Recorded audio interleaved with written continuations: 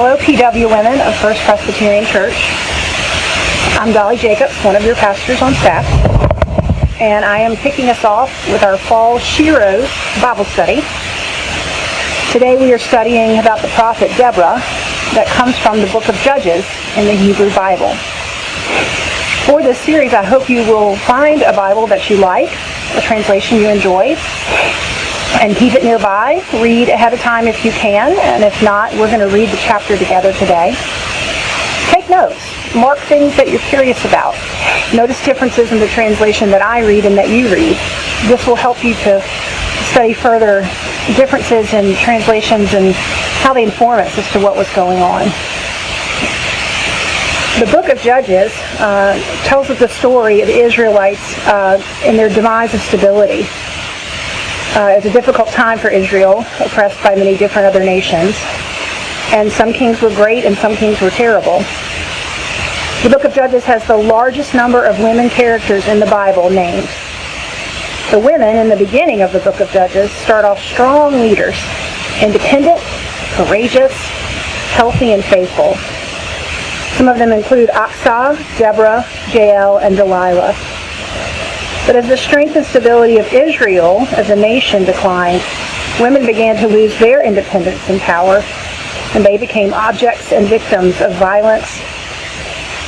The stories of these women and others in Judges reflects the theme that the well-being of women is an important barometer to measure the values of a society and community. It's always haunted me when I studied the book of Judges in seminary that the final verse in chapter 21 says this: "In those days there was no king in Israel. All the people did what was right in their own eyes." Well, we all know how that turns out when everyone does what they think is right in their own eyes. There's often chaos. There's not centralization and leadership. Israel was weak, was poor, and was oppressed, and needed God more than anything. And today in chapter 4, we learn about how the Canaanite king has been a tyrant to the Israelite nation. So I'm going to read to you chapter 4 from the book of Judges, and we're going to look at who Deborah is as a prophet and the sovereignty of God. After Ehud died, the Israelites again did what was evil in the sight of the Lord. So the Lord sold them into the hand of King Jabin of Canaan, who reigned in Hazor. The commander of his army was Sisera, who lived in Harosheth Hagoyim. The Israelites cried out to the Lord for help, for he had 900 chariots of iron and oppressed the Israelites cruelly for 20 years. At that time, Deborah, a prophetess, wife of Lapdos, was judging Israel. She used to sit under the palm of Deborah between Ramah and Bethel in the hill country of Ephraim. The Israelites came up to her for judgment. She sent and summoned Barak, son of Abinoam, from Kadesh in Naphtali, and said to him, "The Lord, the God of Israel, commands you, go take position at Mount Tabor, bringing 10,000 from the tribe of Naphtali and the tribe of Zebulun. I will draw out Sisera, the general of Jabin's army, to meet you by the Wadi Kishon with his chariots and his troops, and I will give him into your hand." Barak said to her, "If you will go with me, I will go. But if you will not go with me, I will not go." And she said, "I will surely go with you. Nevertheless, the road on which you will sell Sisera will be into the hand of a woman." Then Deborah got up and went with Barak to Kadesh. Barak summoned Zebulun and Naphtali to Kadesh, and 10,000 warriors went up behind him, and Deborah went up with him. Now Heber the Canaanite had separated from the other Canaanites, that is, the descendants of Hobab, the father-in-law of Moses, and had encamped as far away as Elon-Bezanon, which is near Kadesh. When Sisera was told that Barak, son of Abinoam, had come to Mount Tabor, Sisera called out all of his chariots, 900 chariots of iron, and all the troops who were with him. And then Deborah said to Barak, "Up, for this is the day on which the Lord has given Sisera into your hand. The Lord is indeed going out before you." So Barak went down from Mount Tabor with 10,000 warriors following him. The Lord threw Sisera and all his chariots and all of his army into a panic before Barak. Sisera got down from his chariot and fled away on foot, while Barak pursued the chariots and the army. All the army of Sisera fell by sword. No one was left. Now Sisera had fled away on foot to the tent of Jael, wife of Heber the Kenite. So there was peace between King Jabin of Hazor and the clan of Heber the Kenite. Jael came out to meet Sisera and said to him, "Turn aside, my lord. Turn aside to me. Have no fear." So he turned aside to her into the tent, and she covered him with a rug. Then he said to her, "Please give me a little water to drink, for I am thirsty." So she opened a skin of milk and gave him a drink and covered him. He said to her, "Stand at the entrance of the tent, and if anybody comes and asks you, 'Is anyone here?' say no." But Jael, wife of Heber, took a tent peg, took a hammer in her hand, went softly to him and drove the peg into his temple until it went into the ground. He was lying fast asleep from weariness, and he died. Then as Barak came in pursuit of Sisera, Jael went out to meet him and said to him, "Come, and I will show you the man whom you are seeking." So he went into a tent, and there was Sisera lying dead, with the tent peg in his temple. So on that day God subdued King Jabin of Canaan before the Israelites.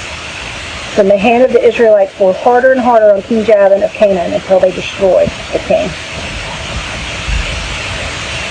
So one of the themes for this narrative prose story is to see how God works among all of us. We have Deborah, the prophetess, we have Barak, and we have Jael. God works through all three of them. It's shared leadership, mutual responsibility. God uses the complex systems of human powers for God's glory. What we see is the sovereignty of God in the midst of all of this. There are three leaders who have freedom of choice and will, and God uses all three of them. Deborah, of course, is considered the mother of Israel, and it's not just a title. She is the wise woman prophet who delivers oracles to resolve disputes. The Israelites go to her. And she tells Barak that God will deliver Sisera into his hand.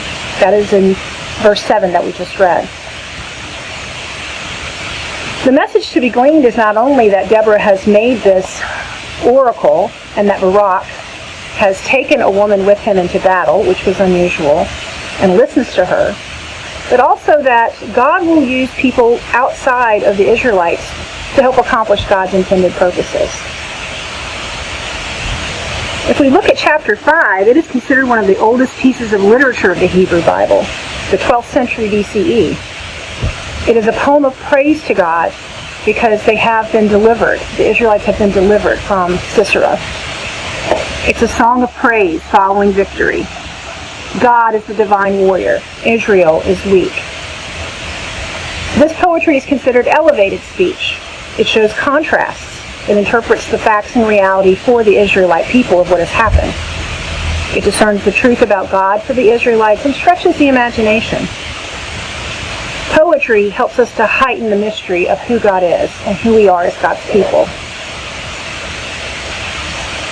Sisera was a greedy oppressor. And while we do not need to see Jael's actions as something to copy, we do see that God uses God's people and those around God's people to find exactly what is needed to help God's people survive. One last note. The poem in chapter 5, which I will read in a moment, is similar to a lot of the poems in the Psalms. Our psalmists cry out to help from God because enemies are oppressing them. The theme behind all of it is to trust in God, to trust in God's sovereignty and God's plan for us as God's people. And so hear this chapter 5 poem as part of the celebration following the defeat of the Canaanites.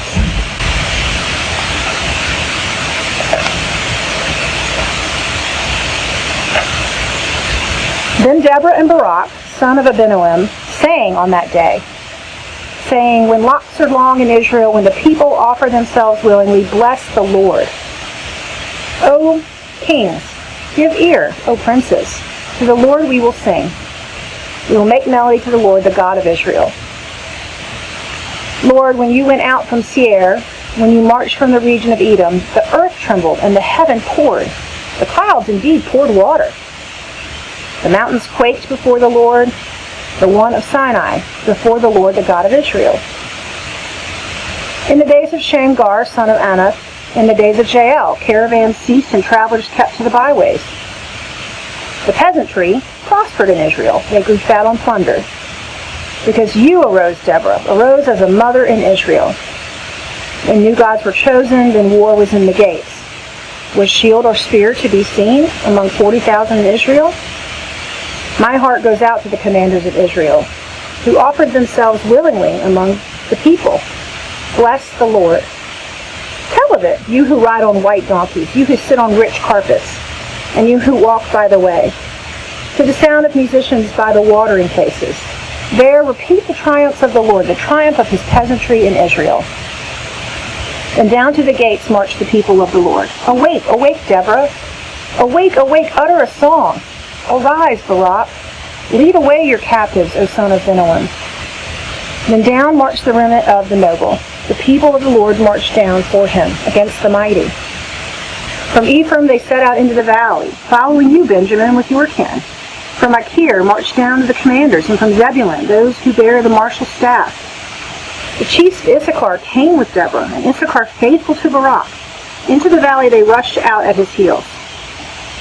Among the clans of Reuben, there were great searchings of heart. Why did you tarry among the sheepfolds to hear the piping for the flocks? Among the clans of Reuben, there were great searchings of heart. Gilead stayed beyond Jordan, and Dan, why did he abide with the ships? Asher sat still at the coast of the sea, settling down by his lands. Zebulun is a people that scorned death. Naphtali too, on the height of the field. The kings came, they fought. Then fought the kings of Canaan, at Tanakh by the waters of Megiddo. They got no spoils of silver. The stars fought from heaven. For their courses they fought against Sisera. The torrent Kishon swept them away. The on-rushing torrent, the torrent Kishon. March on, my soul, with might. Then loud beat the horses' hoofs with the galloping of steeds. Curse Meroz, says the angel of the Lord. Curse bitterly its inhabitants, because they did not come to the help of the Lord, to the help of the Lord against the mighty. But most blessed of women be Jael, the wife of Heber the Kenite, of tent-dwelling women most blessed. He asked water, she gave him milk. She brought him curds in a lordly bowl. She put her hand to the tent peg and right hand to the workman's mallet. She struck Sisera a blow. She crushed his head. She shattered and pierced his temple. He sank, he fell, he lay there still at her feet. Where he sank, there he fell dead. Out of the window she peered, the mother of Sisera gazing through the lattice. Why is his chariot so long in coming? Why tarry the hoofbeats of his chariots? Her wisest ladies make answer. Indeed, she answers the question herself. Are they not finding and dividing the spoil? A girl or two for every man? Spoil of dyed stuffs for Sisera? Spoil of dyed stuffs embroidered? 2 pieces of dyed work embroidered for my neck as a spoil. Perish all the enemies of the Lord, but may your friends be like the sun as it rises in its might. And the land had rest for 40 years. So we see a much more poetic version of the exciting story of how Deborah and Jael and Barak all listened to God, followed God, trusted and had faith in God, and the enemy fell. I'm excited for you and for the study we are doing this fall with the women of the Sheroes of the Bible. The song of Deborah and Barak is a wonderful one to hear, and I hope that you will continue to read and study alongside us this fall. Grace and peace.